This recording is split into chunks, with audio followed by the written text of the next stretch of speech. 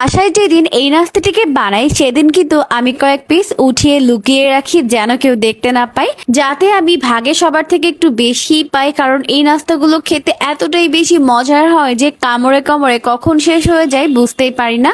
এতটাই বেশি মজাদার হয় যে একবার কাউকে খাওয়ালে বারবার তৈরি করার রিকোয়েস্ট আপনার কাছে আসতেই থাকবে। এখন প্রথমে আমরা মাংসগুলোকে ম্যারিনেট করব। তার জন্য প্রথমে এখানে দিয়ে দিচ্ছি হাফ চামচ পরিমাণ আদা রসুন বাটা, হাফ চামচ পরিমাণ লাল মরিচের গুঁড়া, আর দিয়ে দিচ্ছি হাফ চামচ পরিমাণ ম্যাগি সস।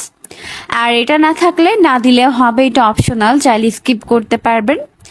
এখন দিয়ে দিচ্ছি হাফ চামচ পরিমাণ dark soya sauce. Soya sauce না থাকলে লেবুর রস ব্যবহার করতে পারবেন। এখন দিয়ে দিলাম 1 টেবিল চামচ পরিমাণ বারবিকিউ সস, এটাও অপশনাল। আর দিয়ে দিলাম 1 টেবিল চামচ পরিমাণ টমেটো সস। এখন দিয়ে দিলাম হাফ চামচ পরিমাণ তান্দুরি চিকেন মশলা। এখানে আপনারা কিন্তু চাইলে জিরার গুঁড়া ব্যবহার করতে পারবেন। 1/4 টিস্পুন পরিমাণ দিয়ে দিলাম অরিগানো, আর হাফ টেবিল চামচ পরিমাণ দিয়ে দিলাম লবণ।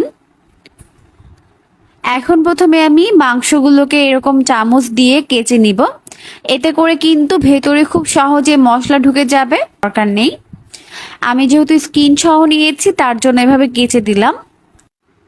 এখন মাংসের টুকরোগুলোকে মশলার সঙ্গে খুব ভালো করে মিশিয়ে নিতে হবে। সবকিছুকে ভালো করে মিশিয়ে দেওয়ার পর এখন এর মধ্যে একটি ডিম ভেঙে দিলাম। ডিমটিকে দেওয়ার পর খুব ভালো করে আবারও মিশিয়ে নিচ্ছে। ঢেকে রেখে দিব প্রায় 1 ঘন্টার জন্য।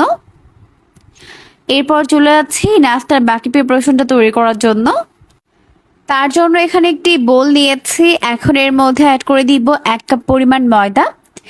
এটা হাফ কাপ, তাই 2 কাপ পরিমাণ দিয়ে দিলাম, তাহলে 1 কাপ হয়ে যাবে। এখন এর মধ্যে দিয়ে দিলাম হাফ চামচ পরিমাণ লাল মরিচের গুঁড়া, হাফ চামচ পরিমাণ চিকেন তান্দুরি মশলা, আর খুবই সামান্য পরিমাণে দিয়ে দিলাম অরিগানো, আর সামান্য পরিমাণে লবণ দিয়ে দিয়েছে। এখন সবকিছুকে ভালো করে মিশিয়ে নিতে হবে। তো এভাবে অল্প অল্প করে পানি দিয়ে মেশাতে মেশাতে দেখা যাবে ময়দার এই অংশটা এরকম দলা পেকে যাচ্ছে। এটাকে মূলত ময়দার ক্রাম্ব বলা হয়। তো ভালো করে মিশিয়ে নিয়েছি। এখন আমি এই অংশগুলোকে চেলে নিব। চেলে নেওয়ার পর এখন এটাকে একটা সাইডে একটা বোলের মধ্যে নিয়ে নিব। এখন আমি চিকেনের টুকরোগুলোকে এর মধ্যে ডিপ করে নিব। তো 1 ঘন্টা পর ফিরে এলাম। এখন চিকেনের টুকরোগুলোকে এভাবে কোট করে নিতে হবে। এখন গরম তেলের মধ্যে এটাকে দিয়ে দিচ্ছে। আর বানিয়ে কিন্তু একটা জায়গায় রেখে দেওয়া যাবে না, তাহলে শেপটা নষ্ট হয়ে যাবে। এভাবে বানাতে হবে। আর একটা সাইড থেকে গরম তেলের মধ্যে দিয়ে দিতে হবে। 2 মিনিটের মতো মিডিয়াম আঁচে ভেজে নিয়েছি। এখন উল্টে দিব অপর সাইডটিকে ভেজে নেওয়ার জন্য। খুব ভালো করে উল্টে পাল্টে দুটো সাইড এরকম গোল্ডেন ব্রাউন করে ফ্রাই করে নিয়েছে। এখন ভালোভাবে তেল ছড়িয়ে এগুলোকে তেল থেকে উঠিয়ে নিব। আমি এগুলোকে একটু ডিপ করে ভেজেছি, আপনারা চাইলে কিন্তু একটু লাইট করেও ভাজতে পারবেন। তো এখন তেল ঝরিয়ে এগুলোকে উঠিয়ে নিচ্ছে। এখন চাইলে পছন্দ মতো সস কিংবা চাটনির সঙ্গে সার্ভ করতে পারবেন, তবে আমার কিন্তু সস বা চাটনির প্রয়োজন হয় না, এগুলো আমি এমনিতেই খেয়ে ফেলি, এতটাই বেশি মজার হয় এই নাস্তাগুলো।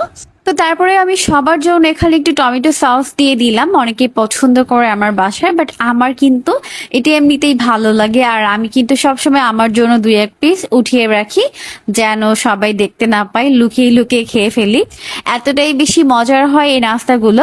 অবশ্যই বাসায় ট্রাই করবেন। উপরটা অনেক বেশি ক্রিস্পি হয় আর ভেতরটা অনেক বেশি জুসি হয়।